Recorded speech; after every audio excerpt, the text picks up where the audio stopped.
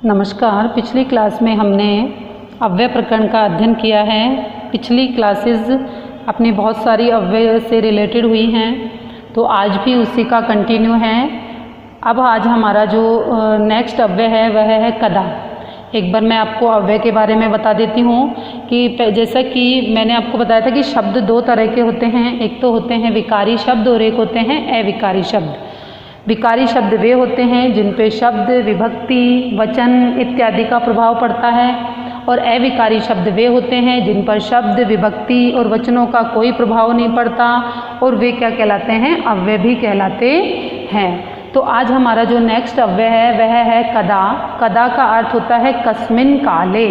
कदा का अर्थ क्या होता है? कस्मिन काले, अर्थात इसको हिंदी में कहते हैं कब। तो जहाँ पे मैंने आपको बताया था कि WH फैमिली का कोई भी वर्ड यदि अपने पास आता है तो अपने को क्या लगाना होता है? सबसे पहले तो ये याद रखना है कि अपने को इसमें प्रश्न चिन्ह का भी ध्यान रखना है। जैसे मान लीजिए अपने पास में आ गया कदा गमिष्यामि, कब जाओगे, कब जाओगे। देखिए कदा, कदा गमिष्यसि, कब जाओगे। ठीक है, कदा गमिष्यसि, कदा गमिष्यसि, कब जाओगे। मतलब यहाँ पे क्या पूछ लिया? एक प्रश्न पूछ लिया। तो कदा क्या हो गया? यहाँ पे एक अव्यय हो गया। कदा क्या हो गया? यहाँ पे एक अव्यय हो गया। आपको सबको क्लियर हो गया होगा। अब नेक्स्ट जो हमारा है वह है यथा। नेक्स्ट क्या है हमारा? यथा। अब यथा का अर्थ क्या होता है? येन प्रकरण, येन प्रकरण, येन प्रकरण मतलब जिस प्रकरण से, जिस प्रकरण से, येन प्रकरण अर्थात जिस प्रकरण से। ठीक है, देखो जैसे वह उसी प्रकार से कार्य करता है, वह उसी प्रकार से कार्य, वह जैसा कहता है वैसा ही कार्य करता है। देखो उसी प्रकार मतलब जैसा, येन प्रकरण जैसा उसने कहा। ठीक है, अब देखो स यथा वदति, स यथा वदति, स यथा वदति, स यथा वदति, तथैव करोति, तथैव, तथैव करोति, जैसा वह बोलता है, तथैव करोति, जैसा वह बोलता है वैसा ही वह करता है। तथैव करोति, से यथा वदति तथैव करोति, जैसा वह बोलता है वैसा ही वह करता है, वैसा ही वह करता है। अब नेक्स्ट जो हमारा अव्यय है वह है तथा। अब यथा और तथा को अपन एक साथ भी पढ़ सकते थे। देखो जैसे मान लीजिए यहाँ पर ये यथा है तो इसको अपन तथा भी तो कह सकते हैं। कह सकते हैं कि नहीं कह सकते? अब देखिए नेक्स्ट जो हमारा अव्यय है वह क्या है? तथा। वह क्या है? तथा। देखो एक साथ पढ़ना चाहिए इनको, क्योंकि एक साथ पढ़ने से याद जल्दी रहता है। दोनों एक जैसे हैं इसलिए अपने को दोनों को एक साथ पढ़ना है। यथा का, यथा के बाद में हमारा क्या है? तथा। तथा। अब तथा का अर्थ क्या होता है? तेन प्रकरण, तेन प्रकरण।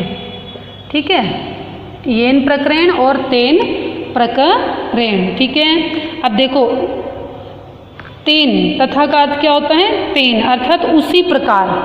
ठीक है, उसी प्रकार। ठीक है ना, इसका अर्थ होगा उसी तरह से। ठीक है ना। स तथा कार्यम करोति, स तथा कार्यम करोति, स तथा कार्यम करोति, स तथा कार्यम करोति, स तथा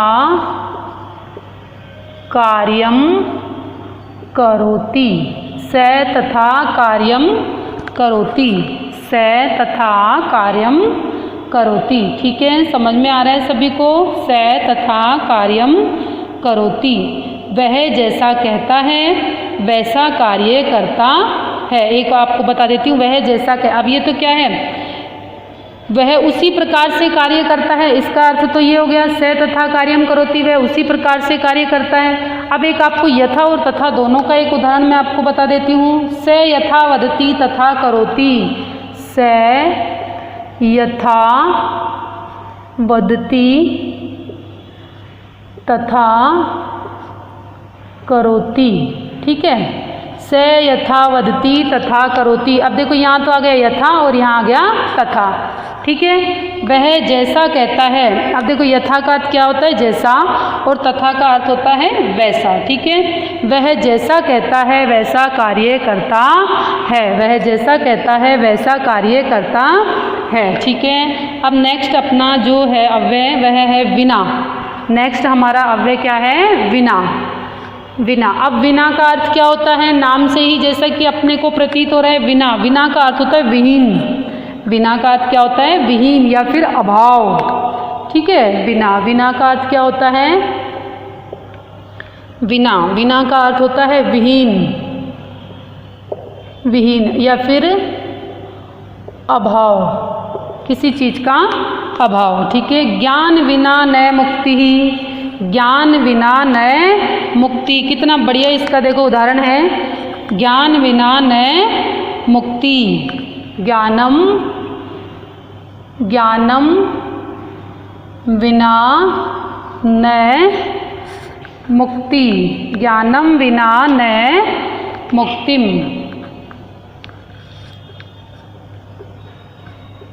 मुक्ति ही, ज्ञान के बिना मुक्ति नहीं है, ठीक है। ज्ञान के बिना मुक्ति नहीं है।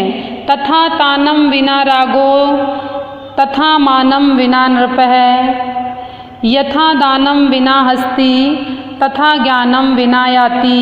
ये क्या कहता है कि जैसे बिना तान के राग, वैसे ही बिना मान के राजा, जैसे बिना दान के हाथ, वैसे ही बिना ज्ञान के योगी। मतलब आपके पास ज्ञान होना अति आवश्यक है। ज्ञान की गंगा को बहाने के लिए हमको किसी समय विशेष की आवश्यकता नहीं होती। मान लीजिए किसी बच्चे को अपना कार्य प्रारंभ करना है और आज शनिवार है, तो बच्चा क्या सोचता है कि नहीं आज नहीं पढ़ूंगा मैं मंडे से पढ़ूंगा। ऐसा नहीं होना चाहिए। आज क्या है, हमको आज का कार्य आज ही करना चाहिए। जो आज का कार्य आज ही कर लेता है, कल पे नहीं छोड़ता, वह अपने जीवन में ज़रूर सक्सेस होता है। Have a nice day. Thank you so much.